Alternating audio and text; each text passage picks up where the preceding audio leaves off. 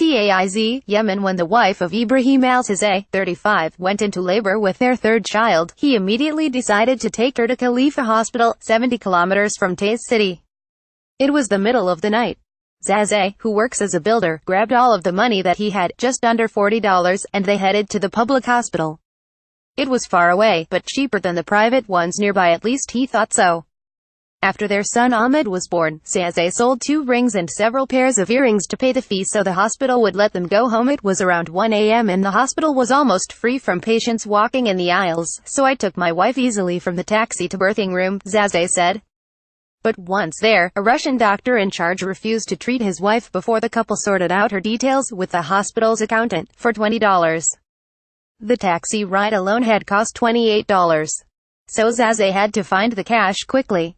He said a prayer, left his wife and went home to collect all of her jewelry. Next day, after their son Ahmed was born, Zazaie sold 2 rings and several pairs of earrings to pay the fee so the hospital would let them go home. At $123, Zazaie said, the final bill was 6 times more than he would have paid at public hospital birth before the civil war that has savaged the country since 2015 and was equivalent to the cost of private care. Strained public sector. After more than 2 years of war, Yemen's public sector is buckling. With budgets halted and employee salaries paid irregularly, hospitals, water and electricity providers, schools and other public sector operations can no longer afford to provide Yemenis with free or cheap services as they did in the past. So they are imposing fees to provide even the most basic services, forcing many Yemenis such as Zazaie, more than 70% of whom are already receiving humanitarian support, to spend more money on basic services or pick and choose the bare essentials. Government officials and public sector managers acknowledge the gravity of the situation, but find themselves stuck in an impossible situation, further aggravated by a state-oiled blockade. The new fees do not solve the problem, but they help to provide hospitals with the least needs to continue in their works, said Dr. Ibrahim alZazaie, manager of the health office in Taiz. Some hospitals, including alZazaie, Taiz's largest public hospital, face their own increased costs for fuel to keep electricity on and to pay staff and are under threat of closure. We know that some people cannot pay the fees. But hospitals cannot work without them and people should understand this, he said. Learning is a priority. Some Yemenis, like Zazaie, have been able to pull together money to get the goods and services they need.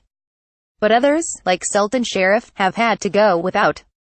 Gradually over the months after the war started in March 2015, the budgets of public corporations in northern Yemen were cut. In turn, they cut off electricity and water to the public. Sharif, a retired soldier who lives in Sana'a with his 6 children, receives pension payments irregularly.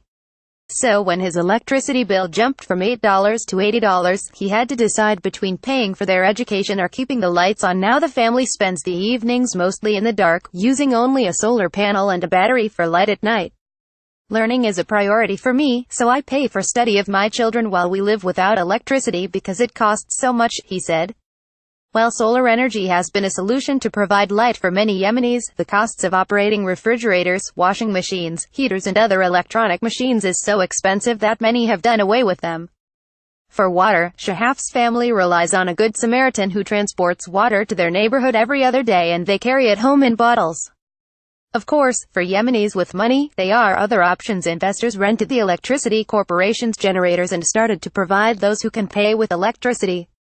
Like Sharif, many Yemenis are foregoing other necessities to pay for their children to learn, but increasingly, as schools struggle to stay open amid irregular budgets and frequent strikes, many are also charging new fees.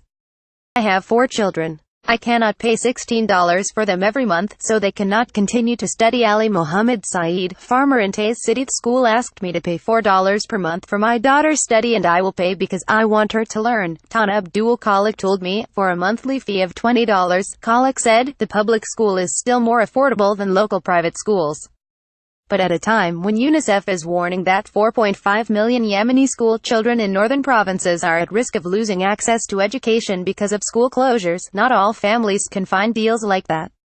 I have 4 children, said Ali Mohammed Saeed, a farmer in Taiz City. I cannot pay $16 for them every month, so they cannot continue to study. Pay or go without. Abdul Abdali, press secretary of the Deputy Prime Minister for Economic Affairs in Sana'a, said the government is doing its best to help people as the war continues, but the state-oiled blockade has hindered their efforts. Yemenis are victims of the aggression and blockade and there is no one to help, so institutions resort to increasing the fees to some extent to continue. Abdali told me, all people are suffering nowadays, and we should help each other to continue. If this war was in another country, we would not see the public services at all.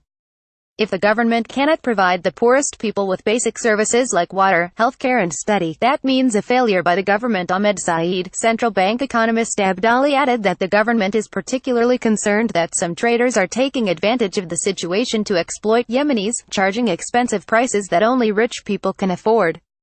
Ali Al-Ahmad, the head of the Supervision Committee, which is responsible for supervising government services, said in an interview earlier this month with the Hawthir Al Masirah TV channel, that it is clear now that many public institutions are acting like private ones, something the government should see as a failure. But economist Ahmed Saeed, who works for the central bank in Sana'a, told me that the bigger failure would have been if the government had left Yemenis without any options for basic necessities, even if they have to pay. When the Yemeni government could not provide people with fuel, it allowed traders and private companies to import the fuel, he said. If the government cannot provide the poorest people with basic services like water, healthcare and study, that means a failure by the government. Back at home with his new baby, Zazaie can see the failure up close after losing electricity and water. He hadn't thought the war could impact civilians any harder than it already had. But his hospital experience made him think differently. I was happy to have a new child, but the new fees of public hospitals deprived me from happiness and I was only thinking about money to save my wife and baby, he said. We can live without electricity and other services, but healthcare is essential, he said. So, I hope that our government can reduce the fees of healthcare as before.